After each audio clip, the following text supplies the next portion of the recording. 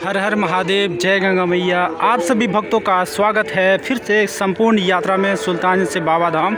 तो दोस्तों, यात्रा को पूरा करके जाएं, यात्रा को अधूरा ना छोड़ें। तो फिलहाल यहाँ पर देख रहे हैं, यहाँ पर जल संकल्प की प्रक्रिया हो गई है और ये सभी कांवरिया बम जो है सावन मेला में चलेंगे देवघर यात्रा में। तो देवघर यात्रा में दोस्तों भीड़ होती है सावन मेला को लेकर के।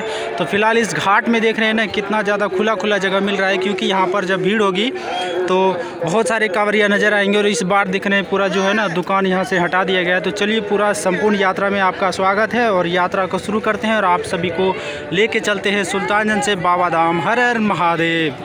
सुल्तानगंज से जब दोस्तों अपनी यात्रा शुरू होती है तो टोटल यात्रा 105 किलोमीटर पैदल चल करके होते हैं। बहुत सारे ऐसे होते हैं जो बस से चले जाते हैं, लेकिन हम आपको कांवरिया पथ पर पैदल यात्रा के साथ लेकर के चलते हैं। जैसे कि देख पा रहे हैं, कांवरियों का जो है दोस्तों सावन के महीने में बहुत ज़्यादा भीड़ चलता है और बहुत सारे जैसे कांवरिया होते हैं कांवर लेके जाते हैं। बहुत सारे ऐसे होते हैं जो पीठ में गंगा जल लेकर के बांध करके जाते हैं। तो कमेंट में एक बार ज़रूर बताइएगा कि आप जो यात्रा करते हैं किस प्रकार जल लेकर के जाते हैं। तो दोस्तों, जब हम सुल्तानगंज से यात्रा में बढ़ते हैं आगे लगभग 5 से 6 किलोमीटर की दूरी पड़ते हैं, तो फिर दोस्तों रास्ते में आपको मिलता है अस्या चक। फिर आप आगे बढ़ते हैं तो कमराई मिलता है, अंबिका देवी प्रवेश द्वार। वहाँ से दोस्तों जब हम लगातार रास्ते में आगे बढ़ते रहते हैं तो वहाँ से जो है मेन रोड अलग हो जाता है और हमारा कांवरिया पथ अलग हो जाता है।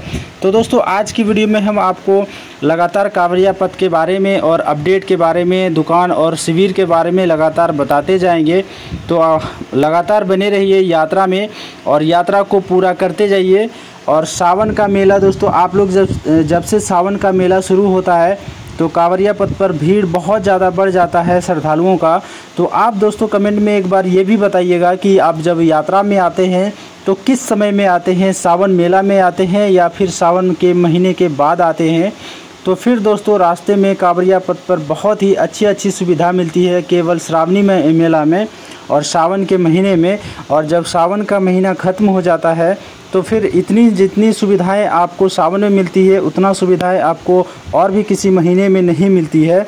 तो दोस्तों, लगातार कांवरिया पथ पर चलते चलते लगभग 15 से 16 किलोमीटर की दूरी को जब हम तय करते हैं तो दोस्तों आपको रास्ते में मिल जाता है असरगंज का क्षेत्र, जहां पर दोस्तों रास्ते में बहुत सारा आपको दुकान वगैरह, होटल, शिविर वगैरह मिल जाते हैं और कई जगह पर सरकारी सुविधाएं भी मिलती है। आपको सिर्फ और सिर्फ याद रहे दोस्तों कि सावन मेला में ही मिलती है ऐसी सुविधाएँ। और आगे जब आप बढ़ते रहते हैं तो बहुत सारा भीड़ भी मिलता होगा श्रावणी मेला में। और जब मौसम ठंडा रहता है तो दोस्तों कांवरिया पथ पर बहुत ज़्यादा भीड़ होता है। और अगर मौसम में अगर ज़्यादा गर्मी हुई, धूप हुई तो भीड़ की जो है कमी हो जाती है। और लगातार जब और भी रास्ते में आगे बढ़ते रहते हैं असरगंज से और आगे, तो लगभग दोस्तों 6 से 7 किलोमीटर की दूरी को जब आप तय करते हैं तो फिर आपको आगे बीहमा का क्षेत्र मिलता है। और बीहमा से दोस्तों लगातार कांवरिया पथ पर बढ़ते बढ़ते जब हम और आगे बढ़ते हैं तो रास्ते में हमें तारापुर का क्षेत्र मिलता है कांवरिया पथ पर। वैसे दोस्तों पीछे बहुत सारा हमने ग्रामीण क्षेत्र को मिलता है जिसको हमने नहीं बताया, क्योंकि रास्ते में बहुत सारा जो है छोटे छोटे गांव मिल जाते हैं। लेकिन हम दोस्तों सिर्फ रास्ते पर आपको मुख्य जगह के बारे में बताते हुए जा रहे हैं। और दोस्तों रास्ते में बहुत जगह आपको शिविर वगैरह, होटल वगैरह मिलते हैं और रास्ते में दोस्तों रहने के लिए, ठहरने के लिए, जैसे रात्रि विश्राम के लिए। तो दोस्तों एक बात ये भी बताइएगा कि दोस्तों अगर यात्रा में आप जब शुरू करते हैं तो पहला रात आप कहाँ पर बिताते हैं, कौन सा क्षेत्र में बिताते हैं, और दोस्तों आप किस जगह पर रुकना पसंद करते हैं, या फिर शिविर में, धर्मशाला में या फिर होटल में। तो एक बार कमेंट में भी बताते जाइएगा, क्योंकि आपके कमेंट और जानकारी के माध्यम से हमें भी जानकारी मिल पाएगी और बेहतर से बेहतर जानकारी देने में। और दोस्तों फिर लगातार जब आगे बढ़ते हैं तारापुर के क्षेत्र से कांवरिया पथ पर, तो लगभग तारापुर से 8 से 9 किलोमीटर की जब दूरी को तय करते हैं तो दोस्तों रास्ते में हमें मिल जाता है मनिया मोड़, जो कि दोस्तों पहले हम यात्रा में आते थे तो उस वक्त नहर मोड़ से घूम करके मनिया मोड़ आते थे। लेकिन अब जो दोस्तों कांवरिया पथ को बदल करके सीधा मनिया मोड़ कर दिया गया है तारापुर से। और दोस्तों मनिया मोड़ में एक सरकारी धर्मशाला है जहां पर रुकने की बहुत भी अच्छी सुविधा और व्यवस्था मिलती है और बिल्कुल निःशुल्क मिलती है।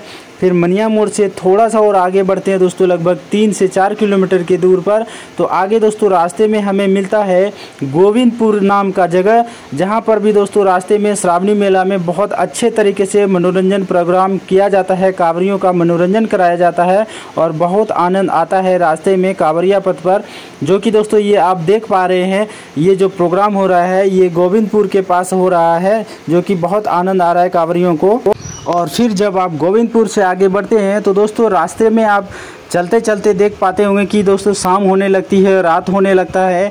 और जो कांवरिया लोग ज़्यादातर चलने लगते हैं तो पहला स्टेज जो है कुमरसार के क्षेत्र में बिताते हैं।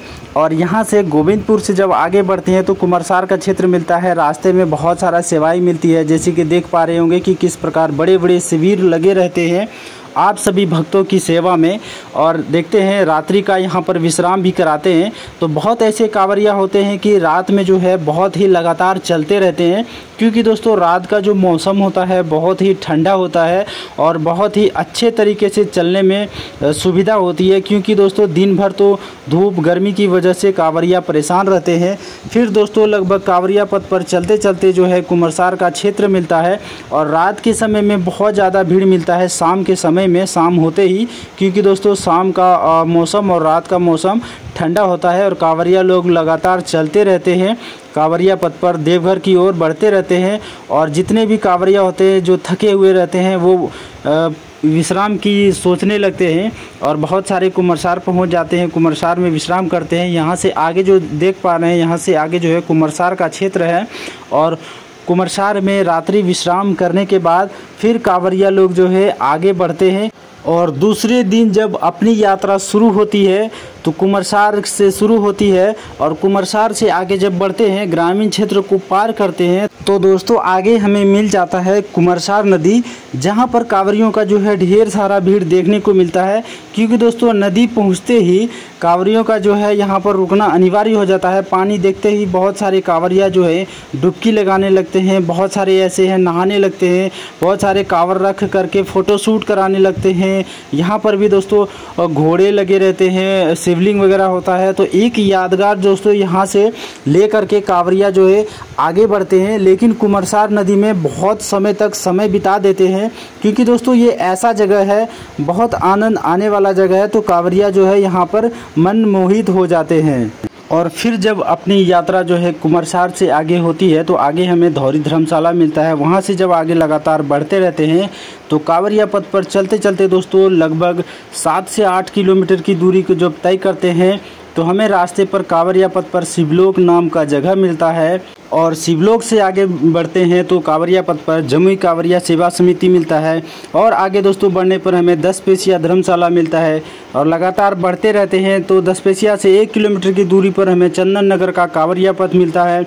और चंदन नगर से जब और आगे बढ़ते हैं, लगातार 1 किलोमीटर बढ़ते ही जाते हैं, तो रास्ते में हमें जलेबिया मोड़ मिलता है और जलेबिया पहाड़ मिलता है। और जलेबिया पहाड़ पर दोस्तों बहुत सारा शिविर मिलता है, लेकिन यहाँ पर दिखा रहे हैं आपको जलेबिया के पहाड़ पर 2 शिविर लगता है, वो बहुत बड़ा शिविर है। एक निःशुल्क सेवा शिविर खगड़िया वाला है और दूसरा निःशुल्क सेवा दोस्तों सिकंदरा शिविर होता है, जो कि देख रहे हैं उसका बोर्ड आगे लगा हुआ है और यहाँ से आगे जो है सिकंदरा शिविर का बोर्ड है। तो दोस्तों आगे बढ़ते हैं और आगे बढ़ेंगे तो हमें जलेबिया पहाड़ का सबसे ऊंचाई वाला कांवरिया पथ मिलेगा, जो कि देख रहे हैं किस प्रकार एक साथ भीड़ दिख रहा है और काफ़ी अच्छा लग रहा है यहाँ से पहाड़ का दृश्य है। तो लगातार देख रहे हैं, थोड़ा सा और बढ़ते जा रहे हैं और आगे देखते हैं दोस्तों, यहीं पर है जलेबिया का झरना वाला पहाड़, जो कि यहीं पर झरना है और इसी जगह को झरना वाला कहा जाता है जलेबिया का। और लगातार देख रहे हैं पहाड़ का दृश्य किस प्रकार होता है। यहाँ पर कांवरियों को चलने में ना थोड़ा सा कठिनाई होती है, लेकिन फिर भी बोल बम का नारा लगाते हुए काफ़ी उत्तेजित होकर कांवरिया जो है लगातार बढ़ते रहते हैं कांवरिया पथ पर। और जलेबिया से आगे बढ़ते हैं तो आगे बढ़ने के बाद हमें ग्रामीण क्षेत्र मिलता है कांवरिया पथ पर कहुआदा का। और कहुआदा से लगभग 3 किलोमीटर आगे बढ़ते हैं कांवरिया पथ पर तो हमें मिलता है रास्ते में टंकेश्वर नाथ, जहां पर बहुत सारा शिविर लगा हुआ रहता है कांवरियों की सेवा में।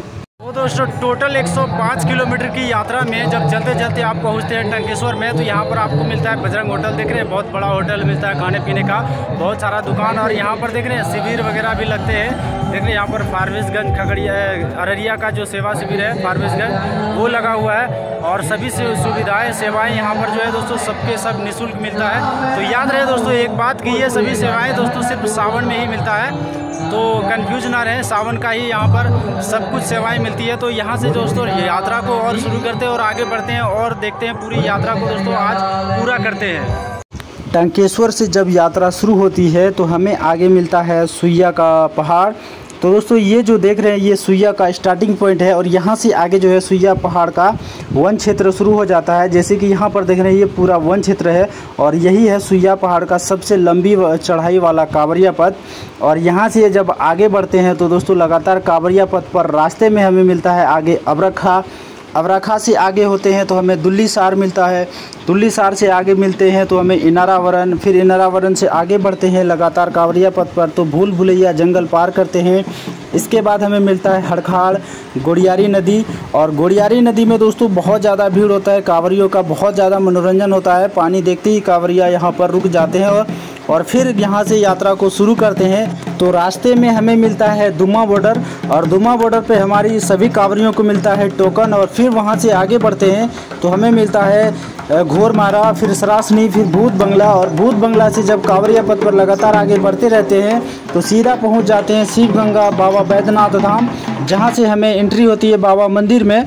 और ये रहा प्रवेश द्वार, सिंह द्वार। और यहाँ से चलते हैं बाबा मंदिर में और देख रहे हैं बाबा मंदिर, हर हर महादेव, जय बाबा बैद्यनाथ, सभी जल अर्पण करके सीधा निकल जाते हैं बाहर। और इधर देख रहे हैं, यहाँ से देख रहे हैं किस प्रकार बाबा मंदिर का प्रांगण है और अंदर में देख रहे हैं जलाभिषेक हो रहा है एलईडी स्क्रीन के माध्यम से। और दूसरे साइड में मैया पार्वती का जलाभिषेक करने के बाद फिर निकल जाते हैं बाहर बासुकीनाथ। हर हर महादेव, जय बाबा बैद्यनाथ।